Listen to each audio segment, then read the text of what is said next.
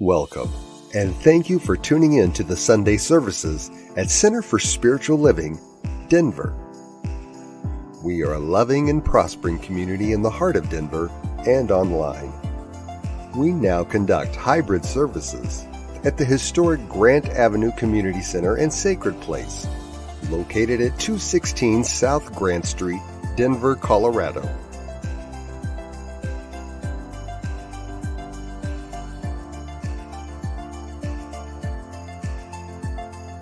All are welcomed here.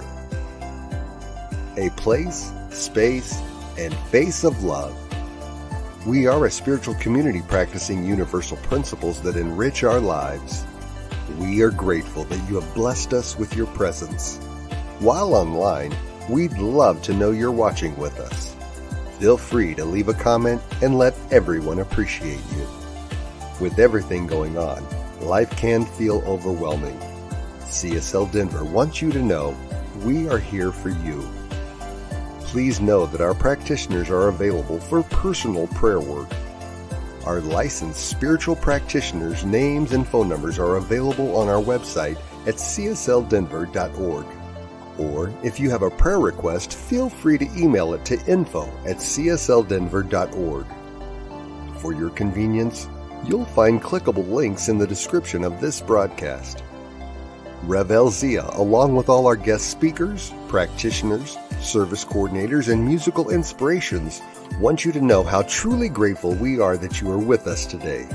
Thank you for your continued support and participation in our services, workshops, and events, as well as providing financial contributions to our center. If you're interested in upcoming events and information, we send out weekly newsletters. Sign up by visiting www.csldenver.org. We deliver services in our hybrid format where we meet in person at 216 South Grant Street. We will also continue to live stream all services on Facebook and YouTube every Sunday. Find us on our respective channels as well as on New Thought Media Network. Again, thank you for your precious attention. Now prepare for engaging enlightenment.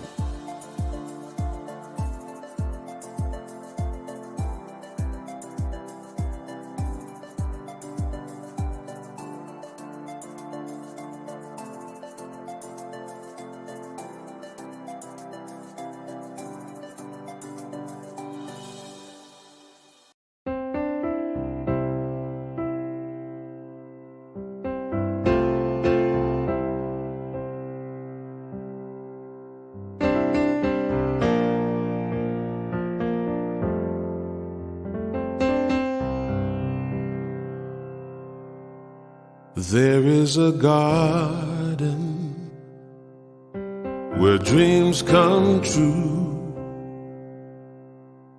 a beautiful garden where God's grace blooms. There is a garden where everything grows, a beautiful garden where love is sown. And in this place of light and love, you can have anything that you're dreaming of. There is a garden where dreams come true, a beautiful garden. That garden is you.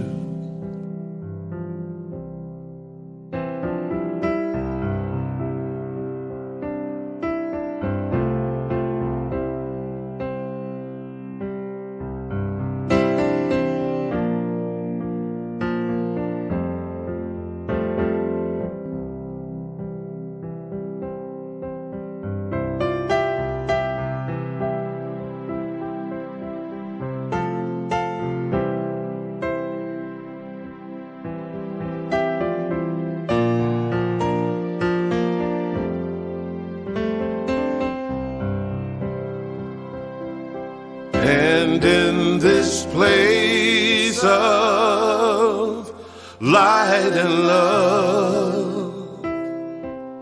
You can't have anything that you're dreaming of. There is a garden where dreams come true, a beautiful garden. That garden is you. Such a beautiful garden. That garden is you.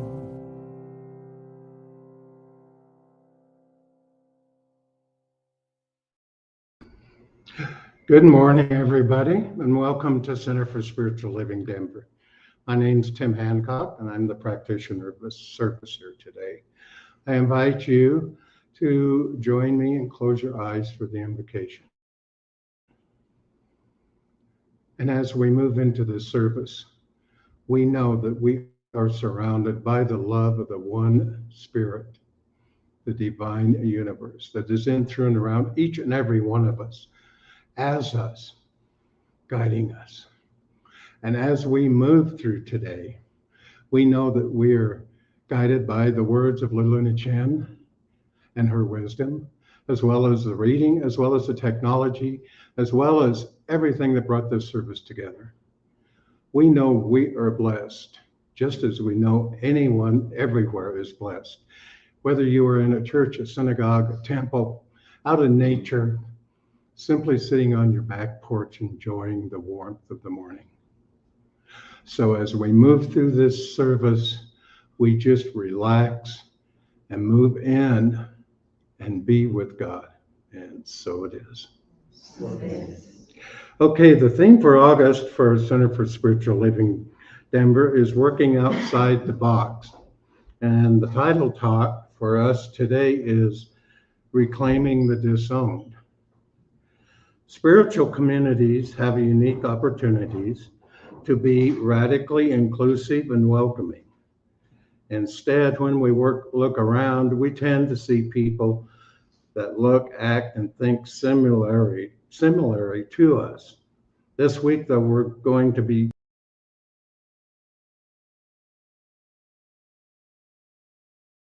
I can't say that word.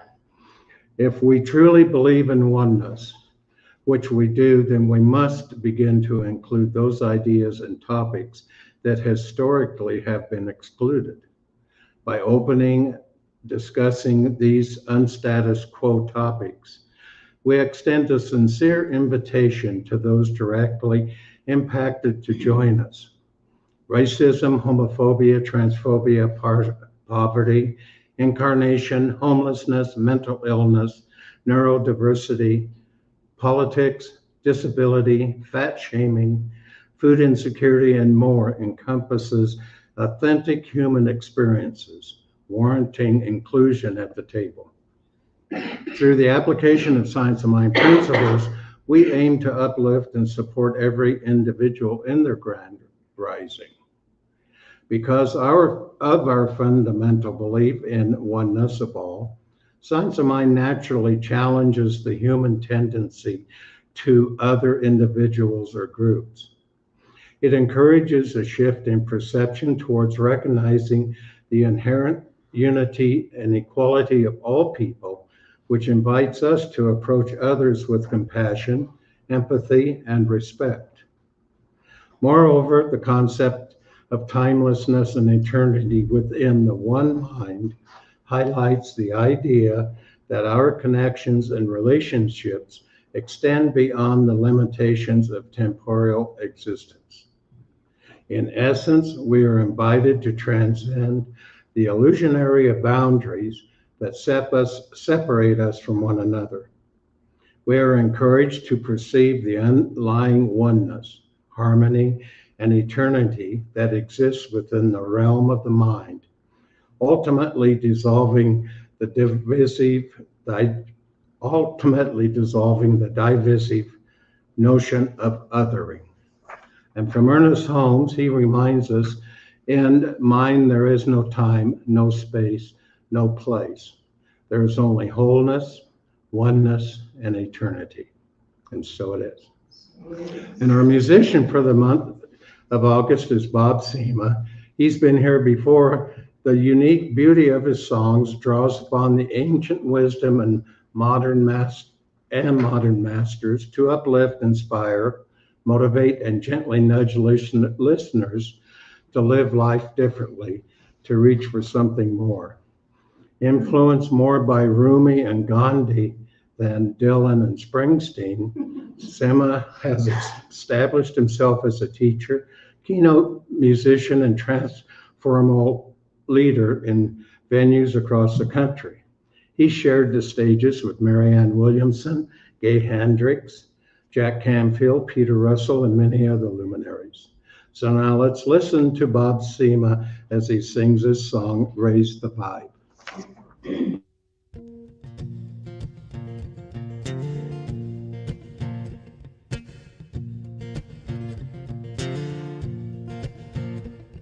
There's a shadow on the wall, there's a bomb about to fall.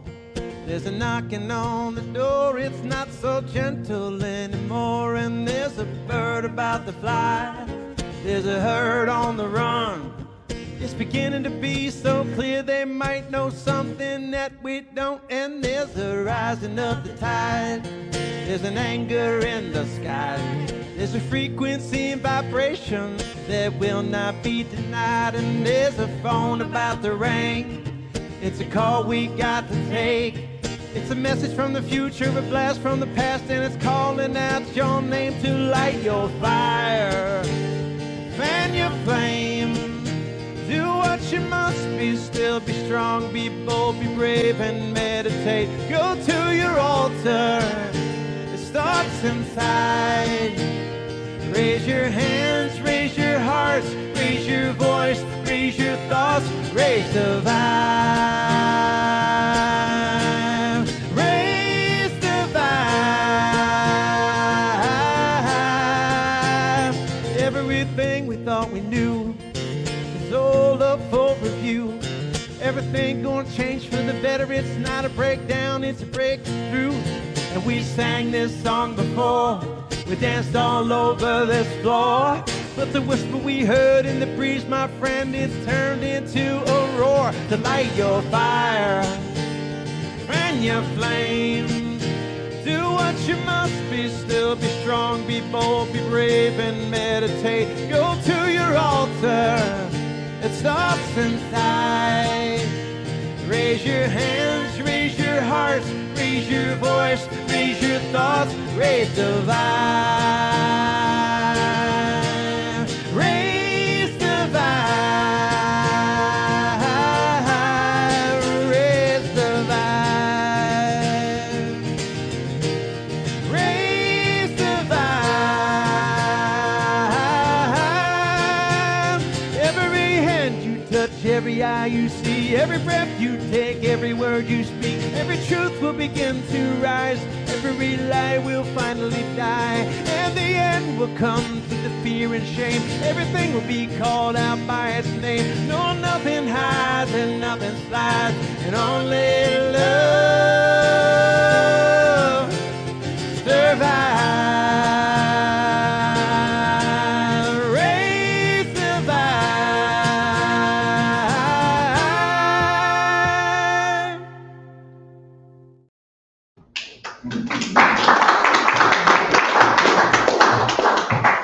Okay, now is our Bible raised?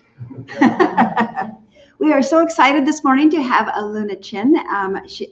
This is her first time speaking, and we hope it's not her last. We hope she comes back and speaks with us again. We just love having her. So as most of you know, she's brought her entourage here. So as most of you know, she is a practitioner at Mile High Church and has been there for 17 years and has a long history of basically getting in touch with spirit, and she was first pulled into it by going to the World Ministry of Prayer, and she ministers to her own thriving private practice while serving in many positions at Mile High Church. And her scope of work in the world includes facilitating workshops, speaking around the country, and officiating rites and passages such as weddings, memorials, and transformational rituals that serve the needs of her community and the world at large.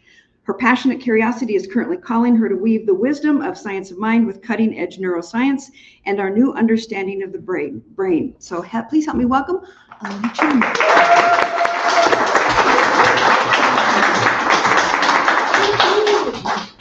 Okay, so we're just gonna make sure that I'm not cut off here. Yay. Is that good? How's that? Yay. Okay, Alice, thank you so much for choosing such a perfect song, right? Isn't that what we're here to do today? Raise the vibe? Woo, I know that's my intention. And so I'd like to just invite us all to take a collective breath, because those that breathe together receive together, right? And let us come into that heart coherence. Because the theme of working outside the box is perfect for me, for those of you who know me. And I love that our community is taking on issues that stretch and grow us, because I believe that that is what our teaching is all about. We must become comfortable with being uncomfortable and move beyond that which is familiar, for that is the landscape of the limited. So our stretch today begins by looking at reclaiming the disowned. So this is the core of the work that I have come to focus on in the 15 years of working with my clients. And there is so much I could share with you. I have worked so hard to compress this so that it can be digested, right? But I invite you to find the kernel that falls in your heart, right? Because we only need the size of a mustard seed for things to begin to change and shift within us, okay? So I want to share, I'll be bringing a 3-step process, and I want you to be able to return to it again and again, just like the breath, right? Because when we meditate or when we regulate, we return again and again to that breath that centers us. So whether or not this is your first step or your 100th step, I invite you to take your next step, because that is always what is most important in and as our life. So here we are, 3-step process. We're going to reclaim the truth, rename our parts, and reframe our hearts, okay? So you might ask, well, what truth are we seeking to reclaim? Well, I'm standing in the fundamental principle that we base our whole teaching of science of mind in, and that is the idea of oneness, okay?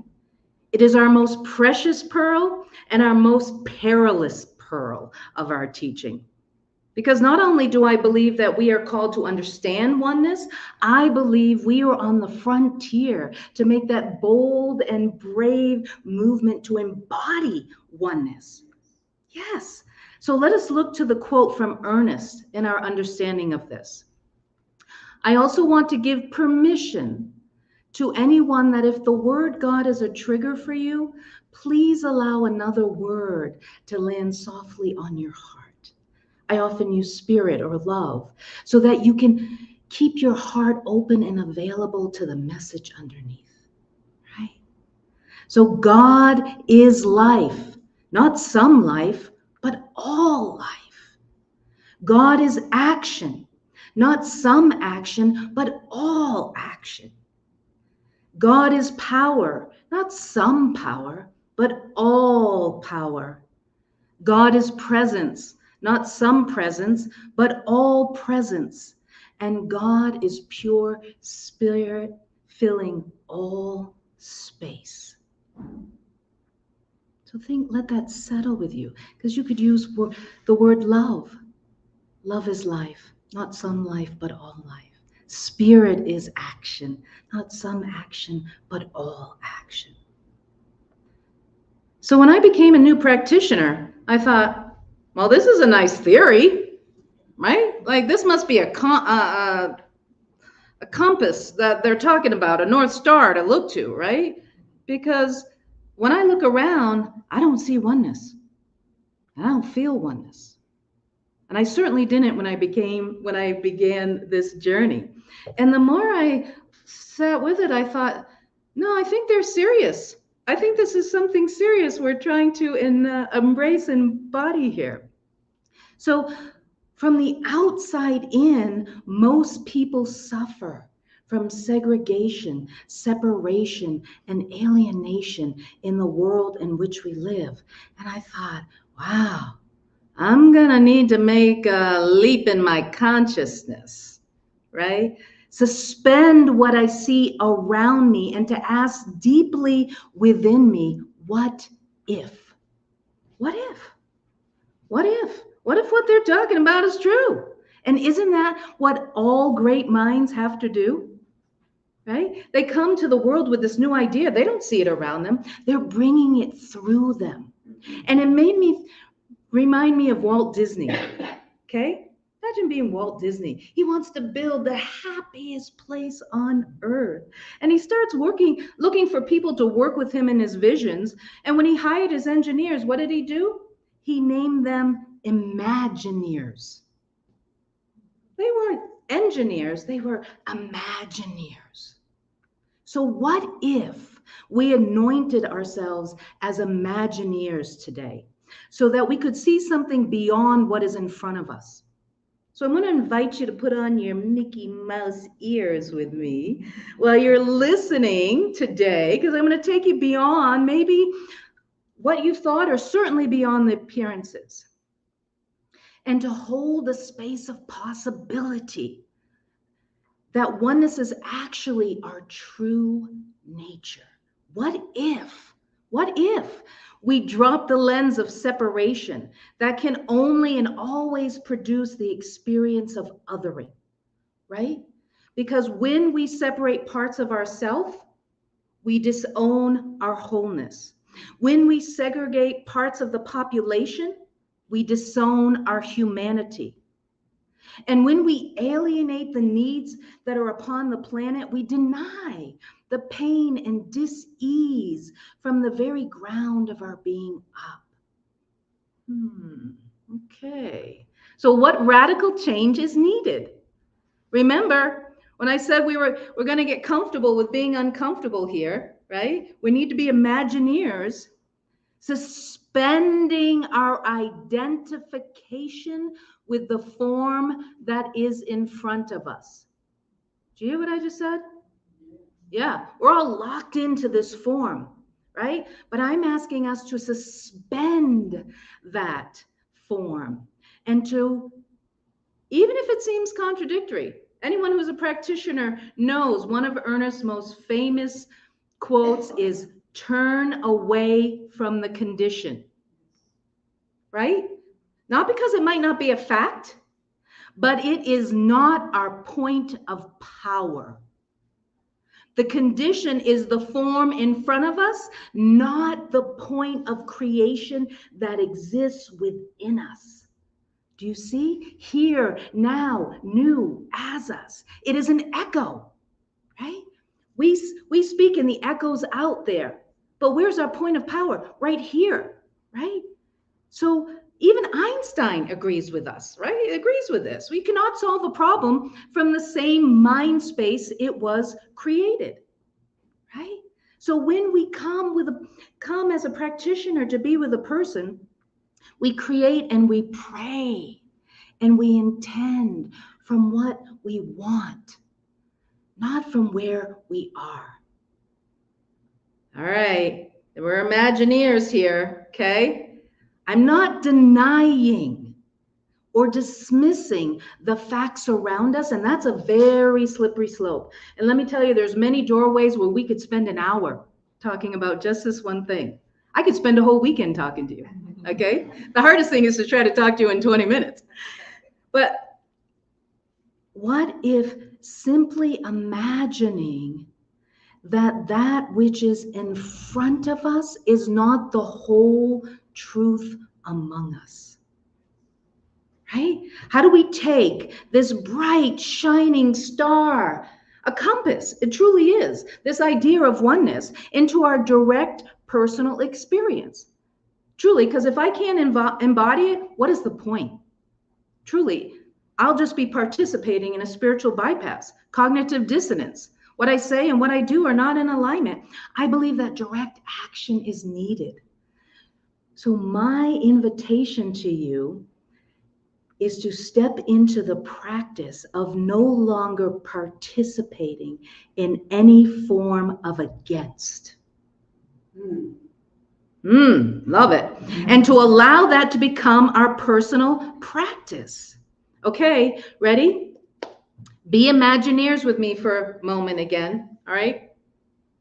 What's against one? What's against one? Nothing. Do you see? When there's one, everything is already here. It's already included. It's already now. It takes separation. It takes separation to be against.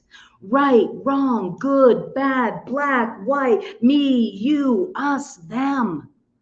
Don't get trapped in that form. That is the fake news. Okay, that's the fake news that they want to propagate to create separation. And all of these disowned places and spaces that we're here to reclaim today are actually created from being against. Right? Inside of oneness, everything is for.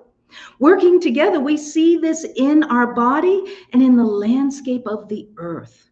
Oh, I'm so grateful for Facebook. When I woke up this morning, I saw this quote from Buckminster Fuller, and I'm like, I'm putting that in today. Okay, so he says, I'm convinced that creativity is a priority to the integrity of the universe. Nature is totally efficiently self-generating system. If we discover the laws that govern this system and live synergistically within them, sustainability will follow and humankind will be a success. Here's the most important part. We are called to be architects of the future, not victims of it. Okay, so that's what I'm talking about. If I just look at the form, then I'm a victim. But when I come back to this present moment where the creative energy is alive and awake within me, within thee, then I have an opportunity to create something new. I can align with that. What if this is our true nature? And that I and you, we all can begin to embody it now with this very simple and so very challenging practice of not being against anything. Woo! Right here, right now. So one of Ernest's most famous talks, he gave at the beautiful Asilomar in Northern California. And this is an excerpt from his Sermon by the Sea. Find me one person who is for something and against nothing, who is redeemed enough not to condemn others out of the burden of their soul. And I will find another Savior, another Jesus, and an exalted human being. Let's just take that in for a minute. Because when I read that this time, I heard myself say, what if? What if that was Jesus's path? That was what he was doing and living and being all along. The very simple practice of being for and not against. Everywhere. Everything. All the time. Especially in your mind. Especially in your mind. And then I thought, no wonder he told Peter, we're not to forgive 7 times, but to forgive 7 times 70. Okay? Because that's how many times you're going to meet and greet this place within you that wants to judge. More than that. Because if we really take on this practice, you won't have time to participate in fear.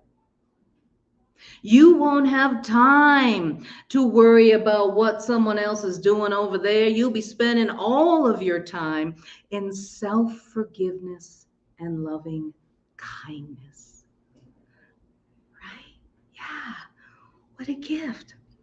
Now I know, and this is a thing, again, here's another doorway. I could go on for a couple of days and talk about this right here, but our nervous system is wired to be prepared to protect us. Okay? That's where that instinct of fear and against really comes from. So most of what that looks like is being against. We're wired for fear. But that will never, ever be where our freedom is. So I invite you right here and right now to forgive yourself. How about if we lay down the burden that we're wired, that this is our base, that evolution has set us up to be prepared to defend ourselves. So I love the quote someone said to me the other day, forgive the first thought and rewire the second one. Right? So the first thought, the first instinct is going to come up to be against. Oh, we just let that go. We know we're part of humanity. Not that there's something wrong with me. Not that I'm bad. But that it's part of what I am. The second thought, that's where our power is. What am I going to choose? How am I going to move? What am I going to decide right there? Right? Oh, I believe, and I'm telling you, I mean this to the tips of my toes and the top of my head, that this is the most important piece of practice that any of us could ever align with. What if? What if we practice 6 hours a day like the Olympians do in the gym? Right? On this simple but also challenging task. To no longer react to fear, but to respond from love.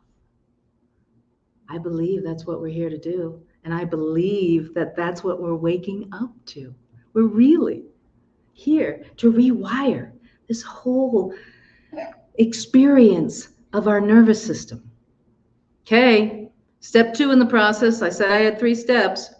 Renaming. We get to rename all that we have been against, all that we have judged within ourselves and all around us, and live from a wider lens of love, right? And as I began to deepen this practice within myself and work with it with my clients, because I tell you, that's what it is when people come and they're in pain. We have to begin right here. We have to call back those disowned parts of ourselves. I began to hear this mantra, and it's one of deep loving kindness and forgiveness, both which are necessary to reclaim our truth and rename our parts. So I invite you into the mantra. I'm going to ask you to just stretch your arms open. Even if you touch someone, isn't that lovely? We're all here together in our humanity, right? Yes, yes, I love it. I now call in the pieces, parts, and fragments of my heart. Take a breath. Take a breath. To all of those parts of ourselves we have disowned and left alone. We've stuffed them away in the dark, right? Buried under the burden of our shame and blame and all of our judgment.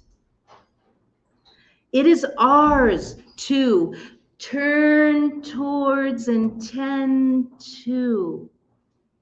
Turn towards and tend to these pieces and parts and fragments of my heart. I can tell you right now, I'm going to be doing it tonight when I lay in bed thinking, I wish I had said that. Oh, I wish I could have done that better. Absolutely, right? And I'm going to go, come here, just give him a little noogie. It's good, give a little noogie. Yeah, like I see you. It's okay. It's okay. It's okay. Okay. It's so important to remember ourselves in the wholeness of one. We can do it anywhere. You see me at the grocery store, I'm probably walking around. It's okay. It's all right. I hear you. Very important. These are really important words for us to say to each other. Because what if the burden upon the soul that Ernest spoke of was just this great misunderstanding? Can you imagine? Can you imagine? Imagineers, where's your little ears? That all that we are experiencing in this sense of separation is just a misunderstanding. That we could never be separate, that we could never be apart. Oh my goodness.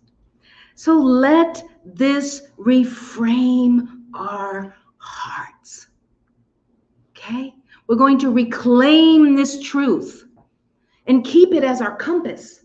Yes, we keep looking up because I don't always live in oneness. Ha ha ha. Ask my husband, ask my family. We all know this.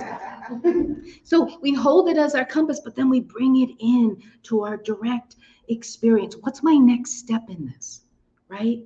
Oh, it's to rename. It's to call in these pieces and parts and fragments of my heart. And it's to reframe that we could never be separate or apart. So how do we do this? Oh, there's so many ways. Again, we could talk for days. But let us begin to live into yes and. Yes and. Right, wrong, good, bad is either or. That's not the truth of the universe. How could there be two possibilities in the universe? It can't be. Open your heart and live into the yes and. It's freer and wider and opener there, right? But what's the first thing that's going to come up? You're going to have to notice the most dangerous animal in the world. What is that? The yabbut. The yabbut. Yabbut. Yabbut. Yabbut. Right? I tell you, it is the most dangerous animal in the world because the minute we start to move into oneness and wholeness, the wiring of our nervous system, that which has been there to protect us, is going to say, wait a minute, yeah, but look at all this evidence. That's why we turn away from the form. The form is the evidence of the old. We come back to the creation, the space of the now, right? And how do we do that? We let love lead and lead with love. We haven't even begun. We have not even begun to step into the power of love. We have been so hoodwinked by the power of money and all this other stuff. No. I'm talking the power of love. Let it lead and lead with it, which you'll be doing if you're not being against. Right? Oh, every minute that yabbut's going to come up and you're going to say, I see you, yabbut, but you're not taking over here. Okay? Return again and again to the present moment, for that is our point of creation.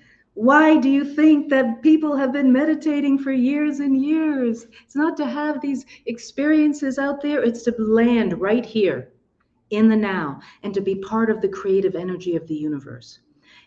And another place we could talk about for a long time, God only exists in the now.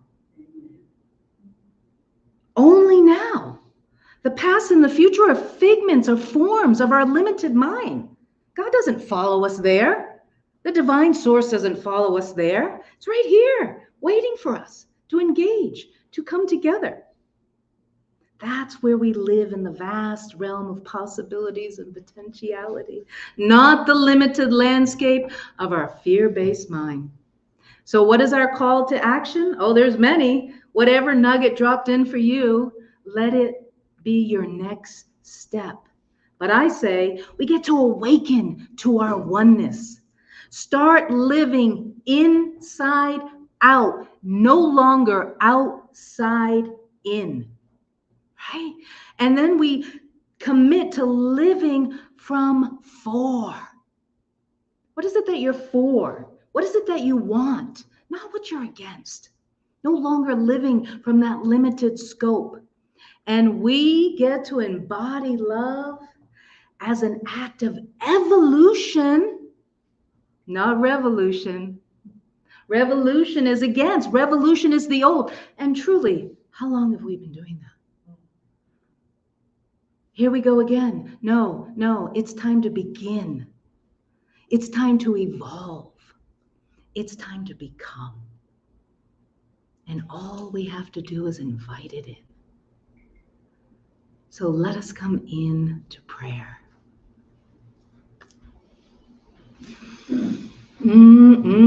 How good it is to be awake, alive, and aware of this powerful presence of love that is seeking to move through me, that is seeking to move through thee. Every radiant being here in this room, all the radiant beings watching, every blessed human upon this planet being called forth to evolve and to dissolve that which no longer serves, that which no longer works, that which is not the truth of life or love. Oh, I say yes, yes. Let us all say yes, yes. That now is the time and we are the ones. And truly, it's already begun. It's already here. It's already now. Why? Because there's only one. And I grant that one full permission to be known and shown in and through every cell and every system, every muscle and every molecule, my whole body temple and the whole body of our affairs, lifted, blessed, healed, revealed, brought back to the membership of love. I accept this and I expect it. Because now as we release it onto the law which is the creative energy of the universe, that it can only multiply and magnify, can and shall not return back void. It is here. It is now and it is done. And we let it be. And so it is.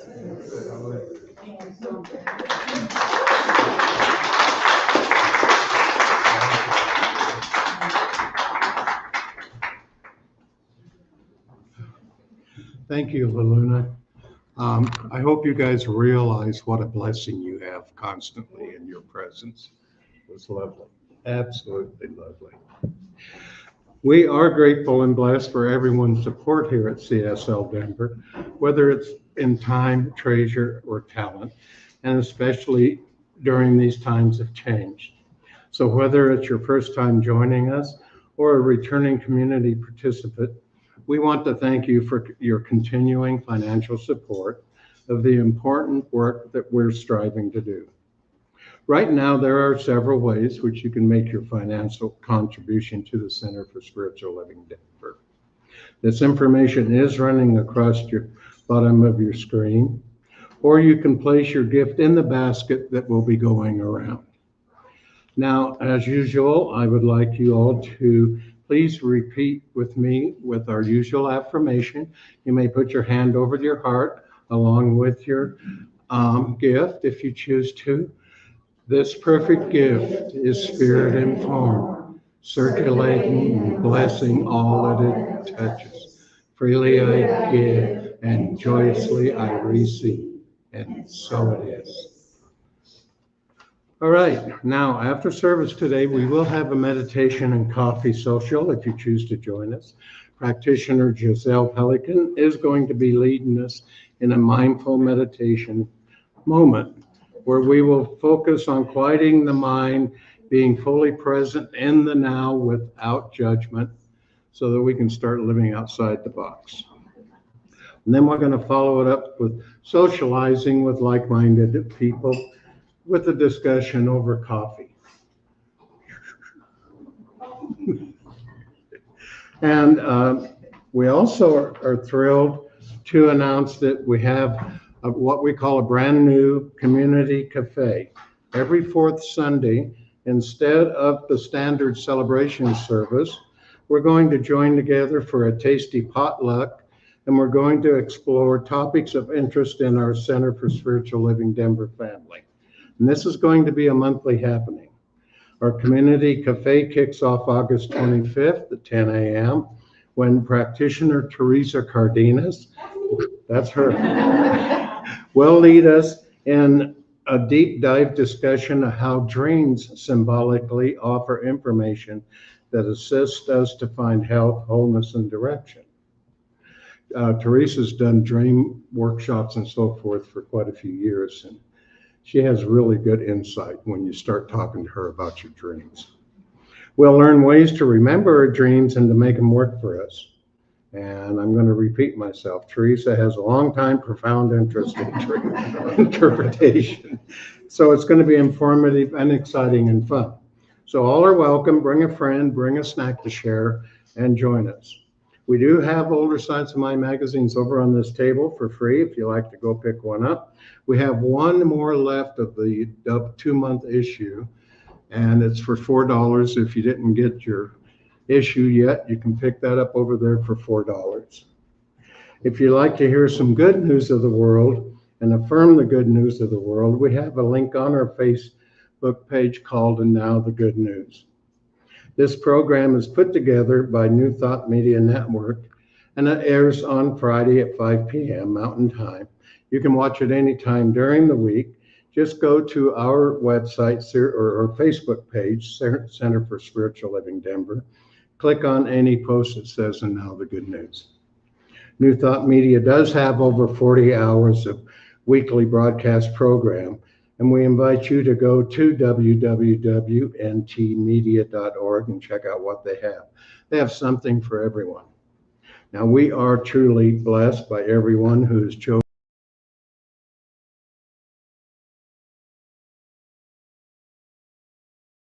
or online.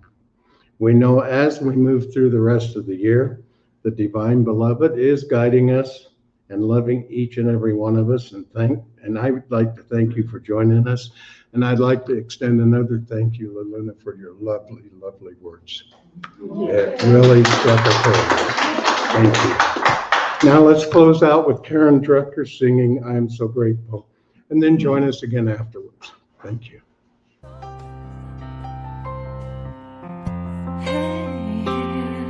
I'm so grateful.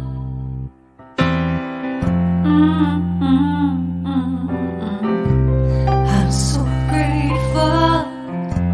I'm so grateful. I'm so grateful for all that I have. I'm so grateful. I'm so grateful. I'm so grateful.